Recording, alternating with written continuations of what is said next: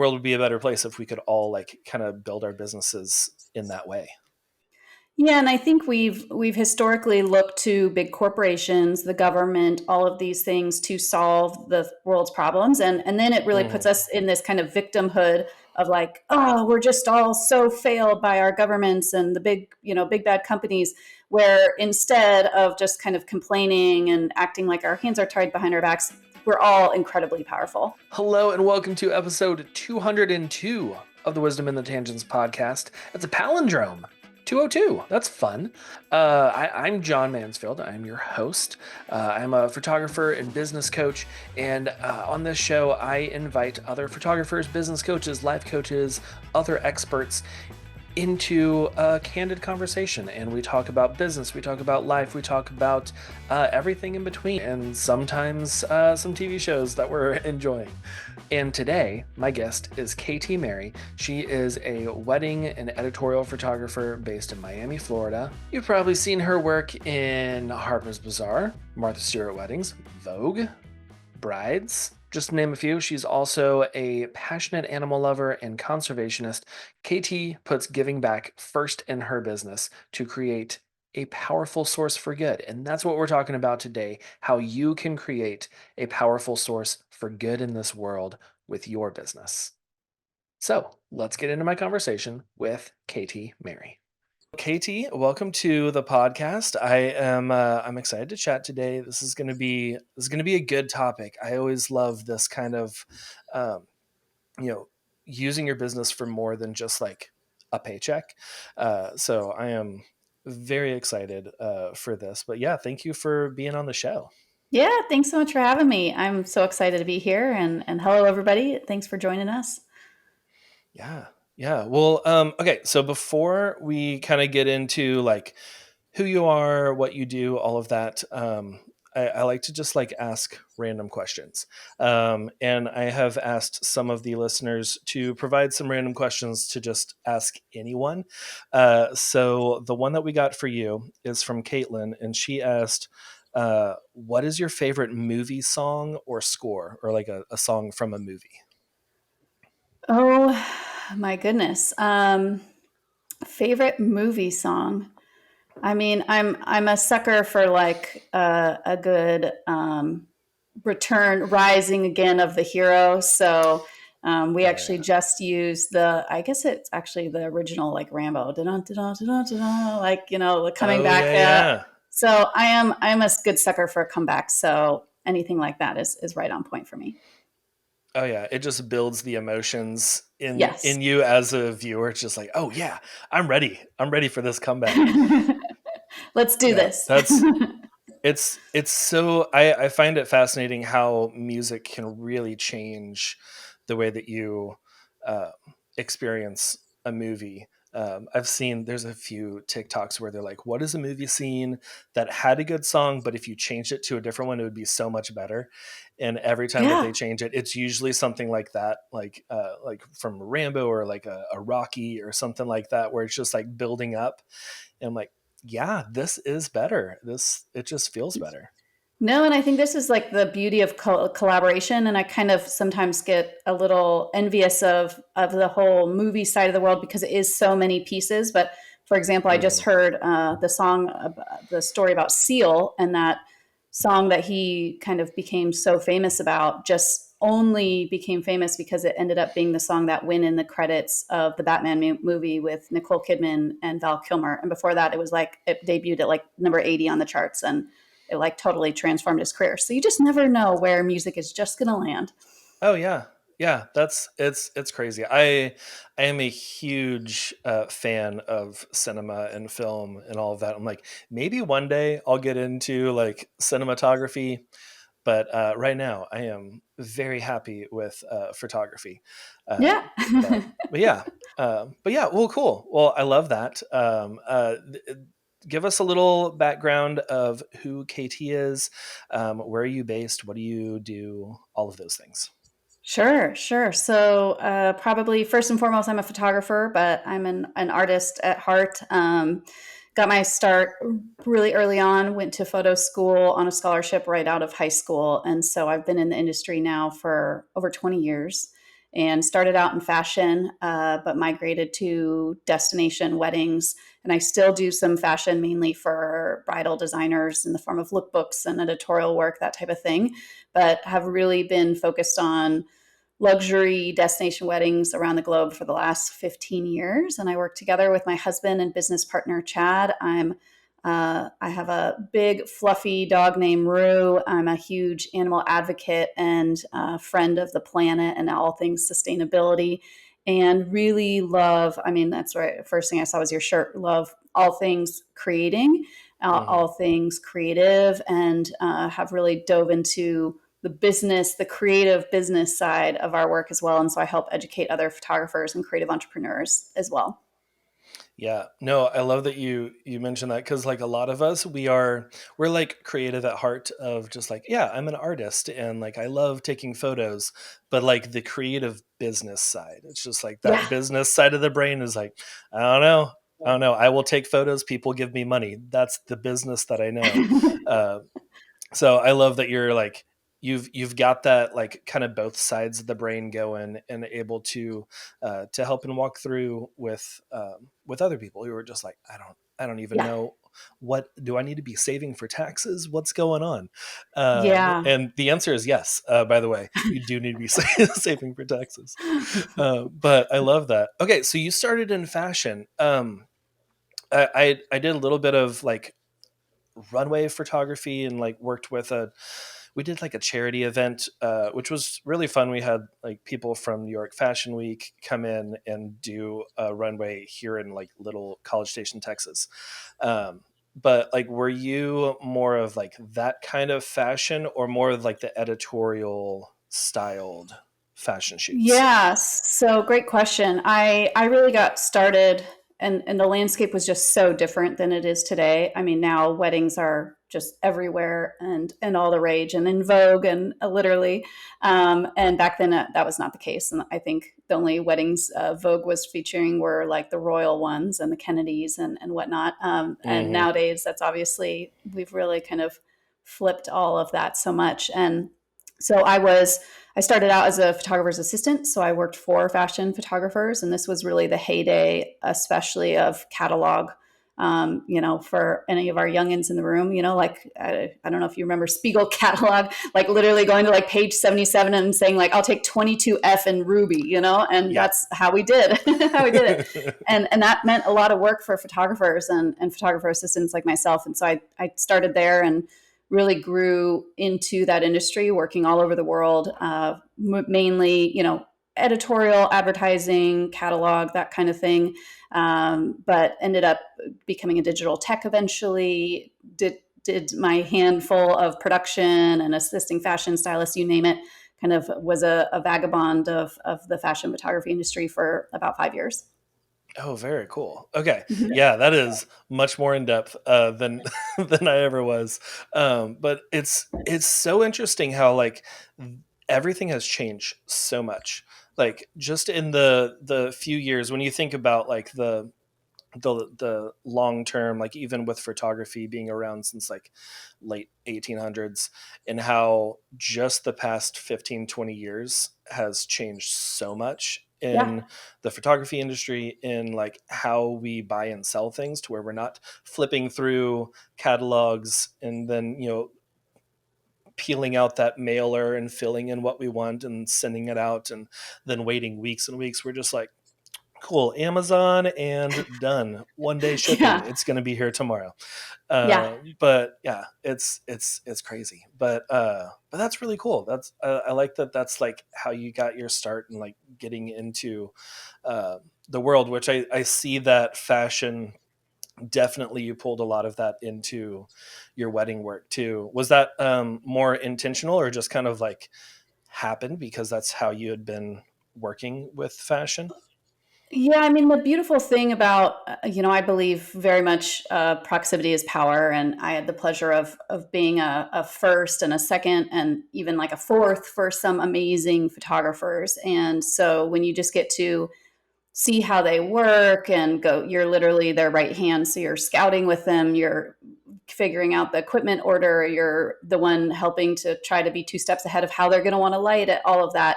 you're training your eye the whole entire time. And so this is the beautiful thing about, if you get the opportunity to work with a photographer who you really admire their work, you will learn how they approach composition, how they make decisions, and then eventually be able to make that your own. And so I definitely had the privilege of being able to kind of, after getting that school knowledge, to then be able to really go get that field knowledge that is truly the art of it. And so that definitely kind of went into the bones, if you will, and still kind of has stayed there all these years later. Yes. Yeah.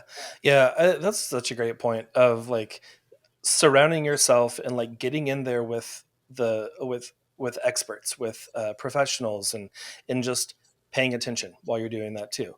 Because I find that like I just like got thrown straight into weddings and didn't get to second shoot until like 5 years into it, and I was like, oh yeah, I guess I'll help you out because your second shooter got sick. And then I was like, oh, this is so different, like seeing someone else work and being able Yeah. uh, to take little bits and pieces of like, oh, that's not something that I do. I'm going to incorporate that now, Yeah. or that is not something that I do, and I do not want to do that.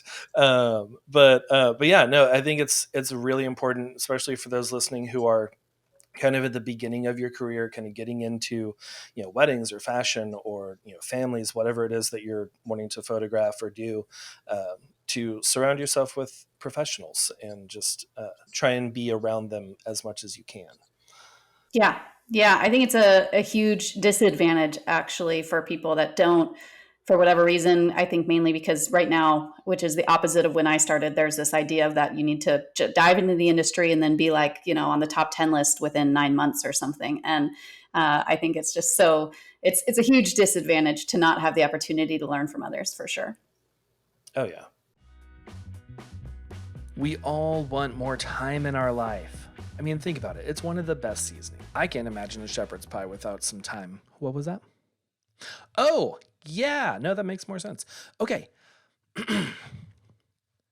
We all want more time in our life. Time is finite, it's a construct. But what if I told you you could create your own time? Not exactly, but pretty close. Since I've been using Imagen AI to edit my photos, I have gotten hours and hours of time back that I would have just been sitting in front of my computer, clicking away, editing all the photos. But now I can use those hours to work on my business, to bring in more leads, or for some leisure time playing Super Mario, trying to beat that one level that I can't. It's those freaking ghosts. They get me every time. Okay, so this is how it works. With Imagen AI, you upload your photos and it reads everything and learns how you took it from the raw files to the edited images. And it will learn to edit just like you. I've already uploaded over 16,000 images, and every single catalog I get back is better than the next. If you want to get your time back and get your first 1,500 images edited for free, go to allheartphoto.com/AI. That's allheartphoto.com/AI and create more time. All right, now I'm hungry. So I know like our main topic today is how we can use our business as like a powerful force for good. Um, I know you've been in business for a while, and I know of like some kind of charity work and stuff that you've been able to put together. How have you been able to use your business for a powerful force for good? Yeah, well, and I kind of started out like many people, just trying to figure it out to get this, ship out into the sea, chugging along as it should, and Hmm. um, really kind of somewhere along the way, kind of woke up and was just going, "Oh my gosh, I've been doing this for 12 plus years now, or however many it was," and just going, and I'm not quote unquote successful enough to be able to at least be contributing on some level to the things that are really important to me, and to be making sure that I'm making a difference in other areas, but also other people's lives. And so that was just kind of eye opening for me. I think, like many people, I had this idea that I had to wait till I was old and gray and rich, and then I could be really helpful out in the world. And I think that that model is one that really just doesn't make sense for our society anymore, and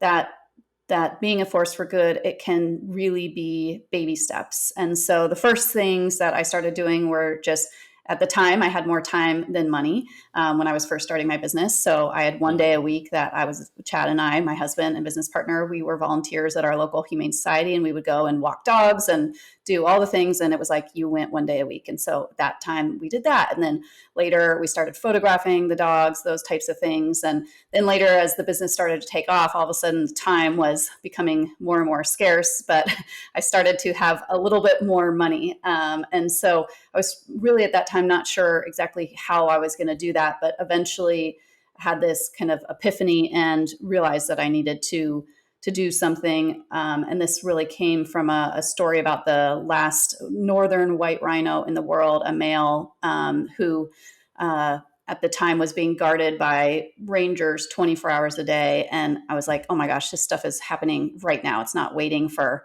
this big success in my life. And so I started then a company called Render Loyalty, where we ended up partnering with some of the leaders in conservation, including the organization where he was located, in Kenya, Africa.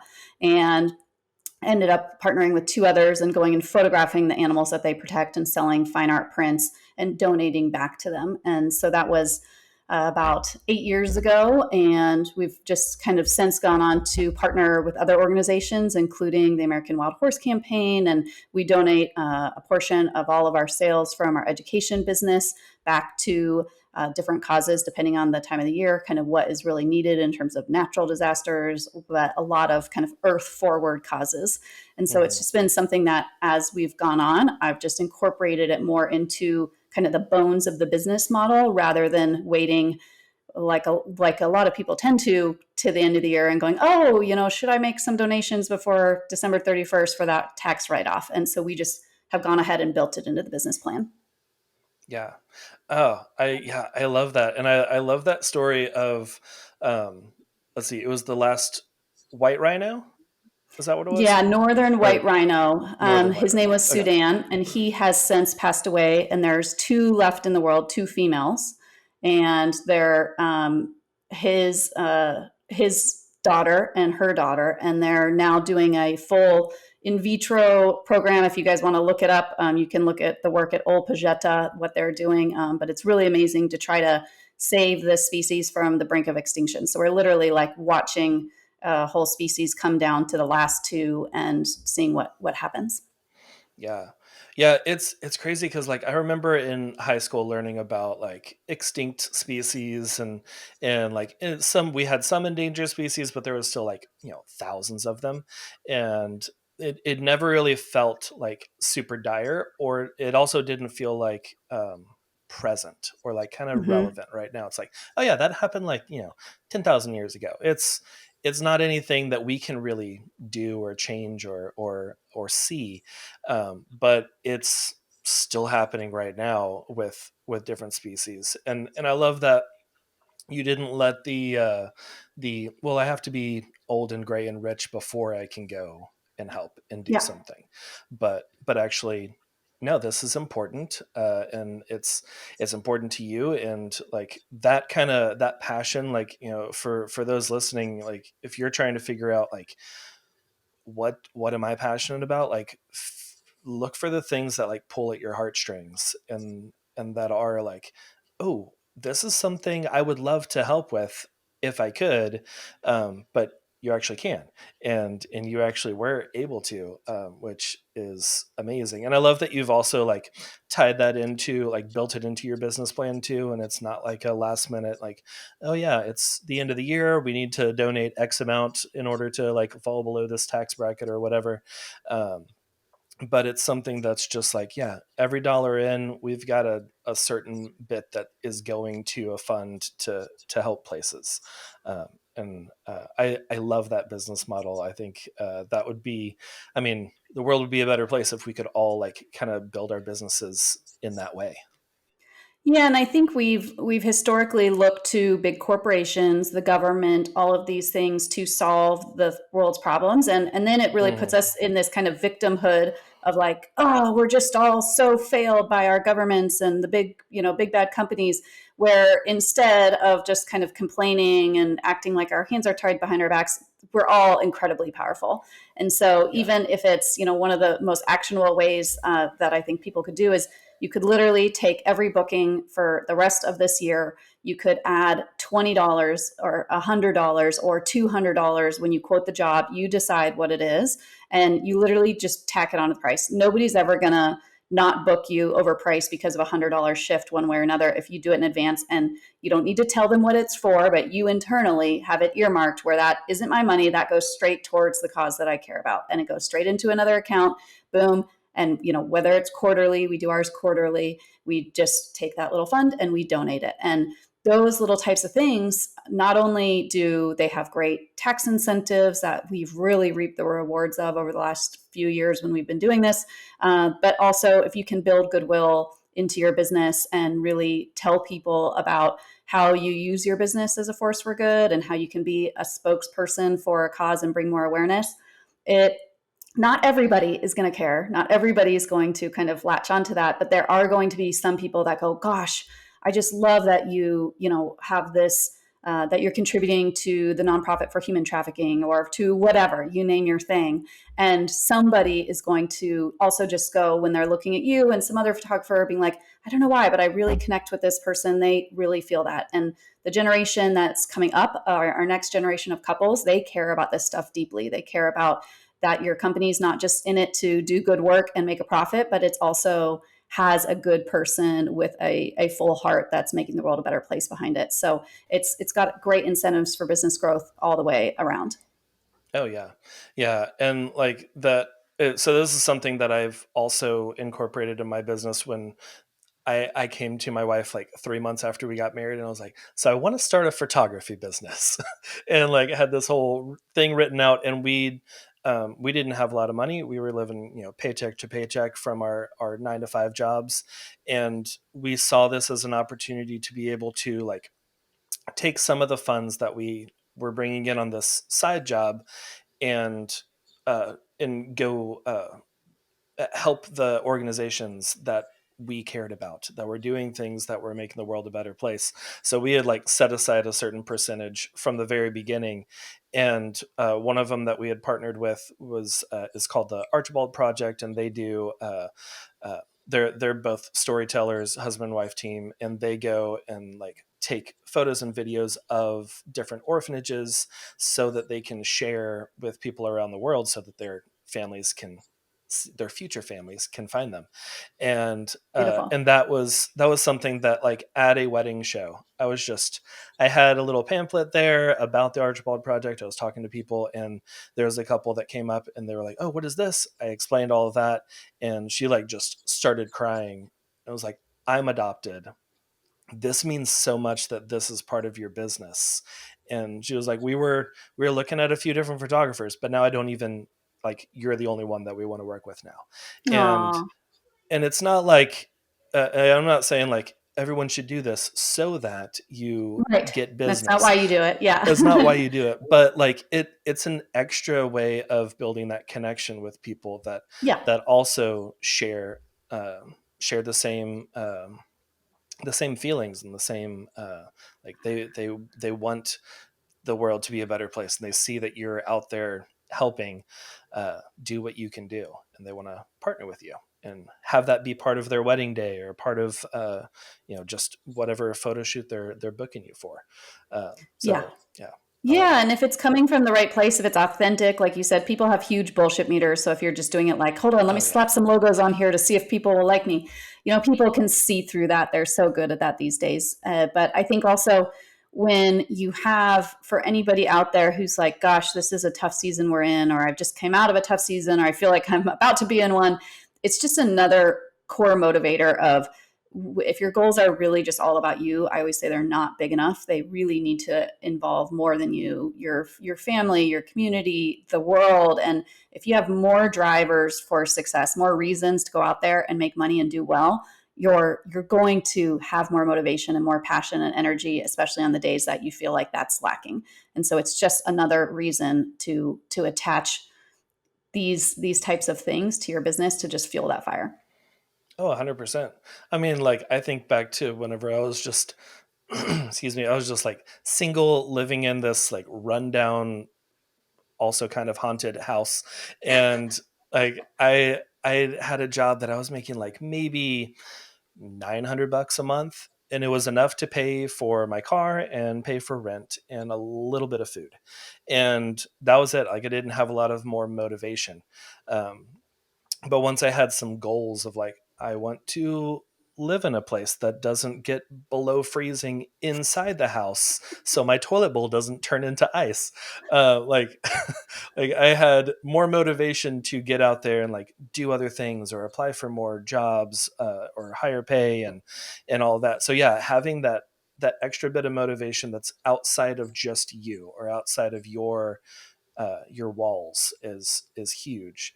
And I want to go back to what you said, like, a ways back, of like whenever you first started you had a lot more time than money.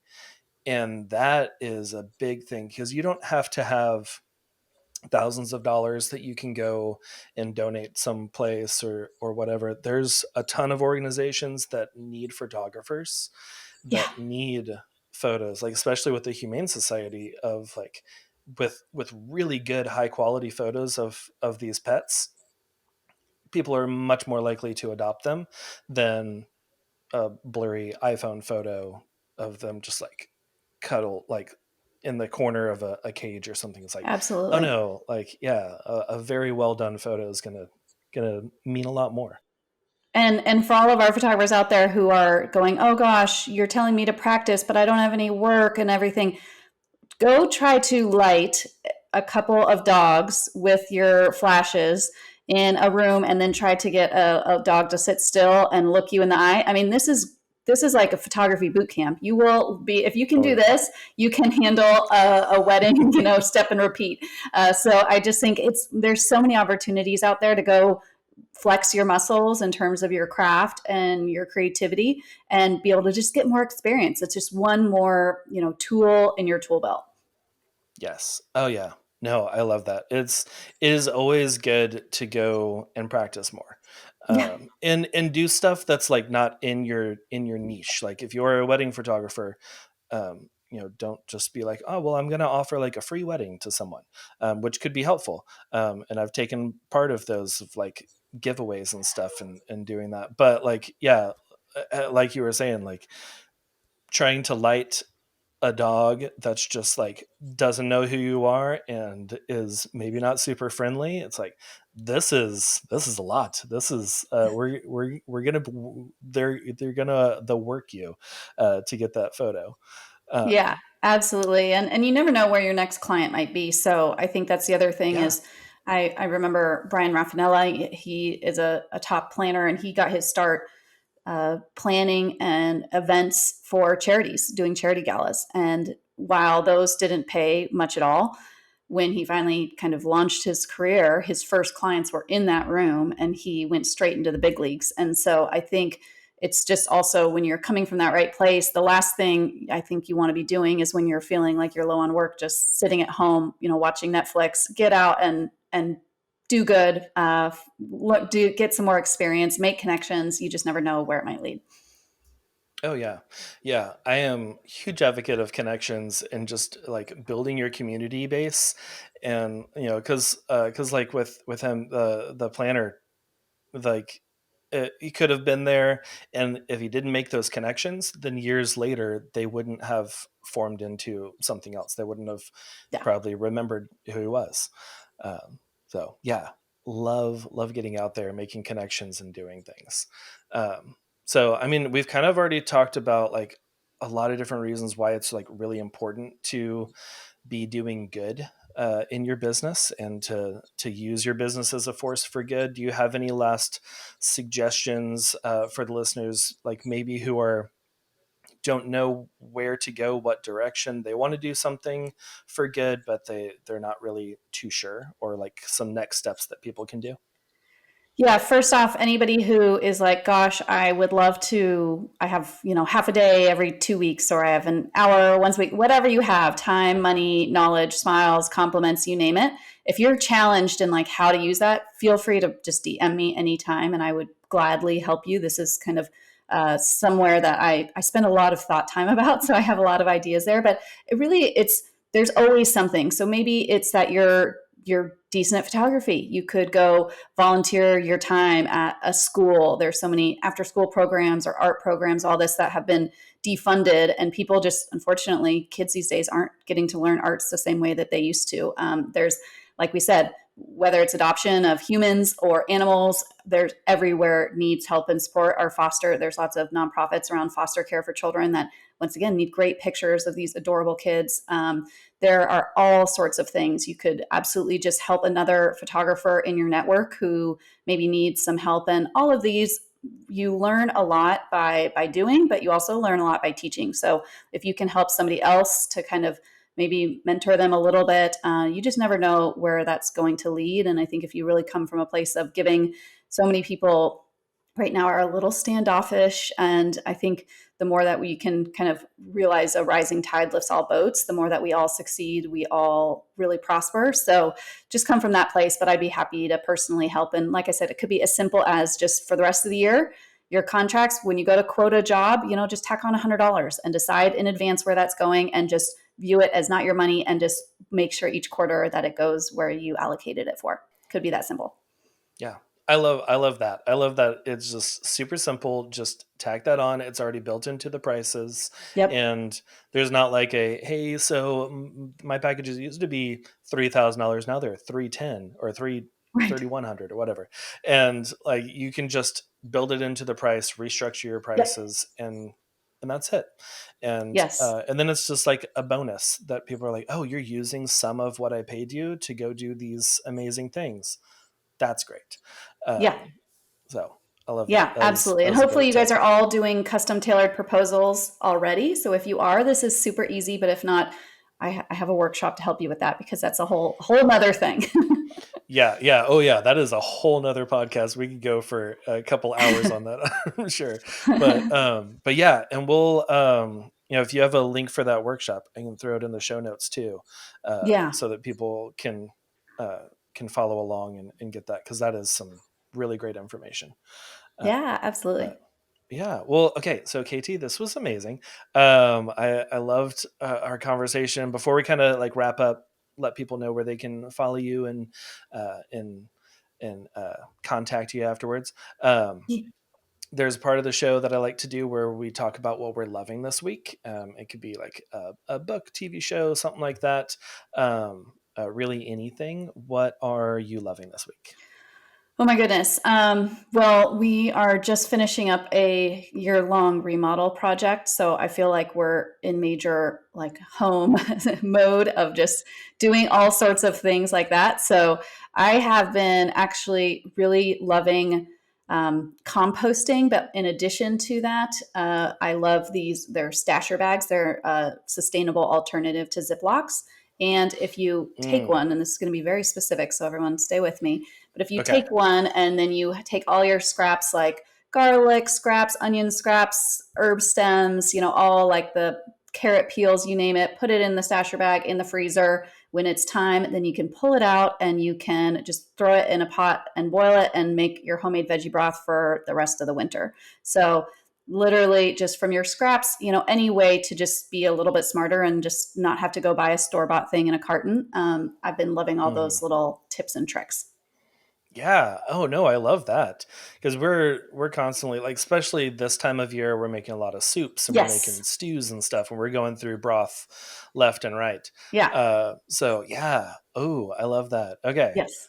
So just have a little scraps bag that you keep in the freezer and you can just add to it. The Yeah. only caveat is you don't want to add like your peppers or anything like, because those make your broth really spicy, or anything like broccoli or cauliflower will make it better. So just everything else that's like, you can always Google that. But Okay. yeah, Cool. Okay. I like that. Oh, yeah, yay. These random are tip. random tip. I didn't even know I was getting that today, and I love it. Sweet. Okay. With the composting, quick question, because we're like we're wanting to compost. We're renting this house right now, so we're like trying to figure out a good not in the ground composting. Yeah.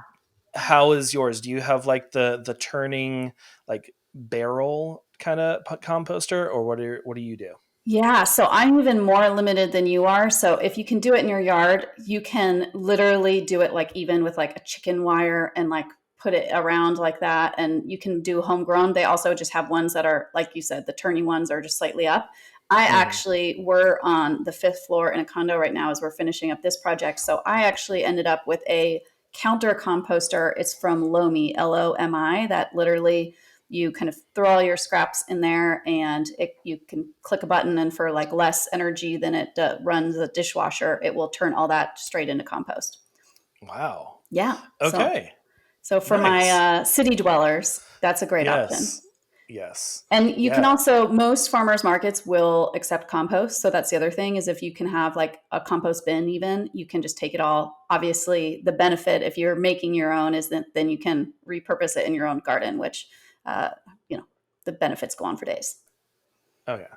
Yeah. I love that sustainability and just like using things that we would just throw in the trash, but to repurpose. There's a guy that I follow on TikTok that's all about eliminating food waste, and he's just like, Yep.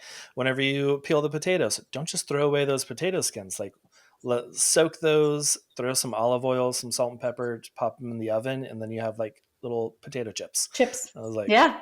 yeah, amazing. Uh, Yeah, cool. exactly. And everyone's complaining about inflation and food costs and all this. And I go like, most of the time Hmm. we could also just be a lot smarter with our food and all of that. And, just it adds up. It's little things, it's healthier. So the better you feel, the better you're going to feel in your business too. Yeah. Yeah. Awesome. Well, cool. That's great. Let's see. What am I loving this week?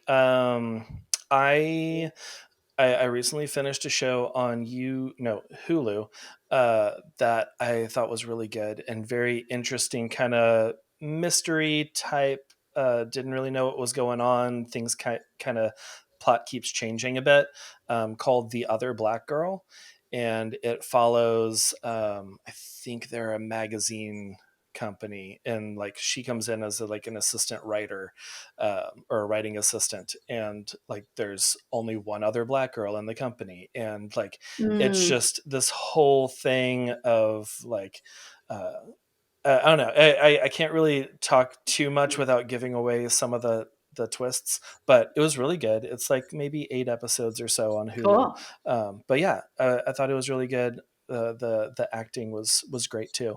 Well, Um, if but yeah, you're looking for a new one, then check out Griselda, which is Sofia Vergara, and that's all. I'm based in Miami. It's all kind of the Miami Coke, early Coke scene and whatnot. Really, really well done. yeah.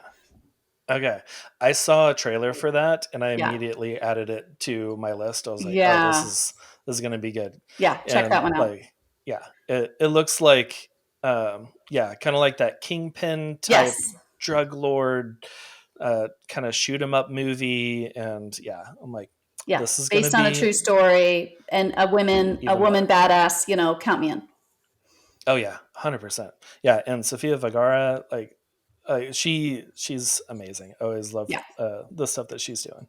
So, well, sweet. Okay, well, Katie, where can people find you? Where can they follow along and get to know you more? Yeah, well, thank you again so much for having me. So appreciate it, and always love having a fun conversation. You can find me on Instagram at KT and then if you're a photographer or looking to learn more about kind of the behind the scenes of running a creative photography business, KT Mary Education is where I kind of dish on that.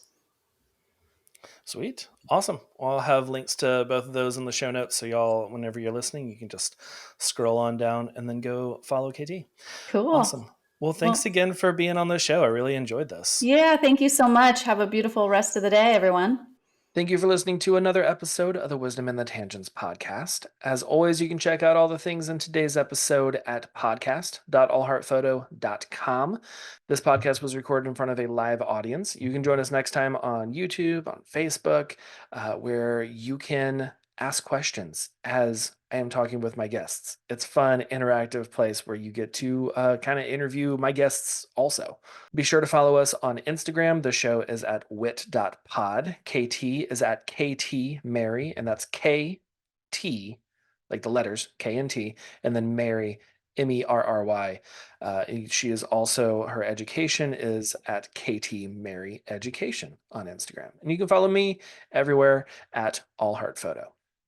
Join us next week. Episode 203 is going to be another great episode. I've got Kyle and Bianca, aka Pastrami and Sweet Bee, joining me. They are Oak and Iron Photo, and we're talking all about how to show up as yourself, how they grew over 100,000 Instagram followers in a short amount of time, like a year or so, not by chasing trends, not by trendy audio and pointing at stuff on reels, but by being themselves and sharing some work that is truly very creative and very much kind of breaking the mold of what wedding photography has been for a while. So great episode. Join us next week with Kyle and Bianca, and be sure to subscribe so you don't miss an episode. Have a great week. Bye, y'all.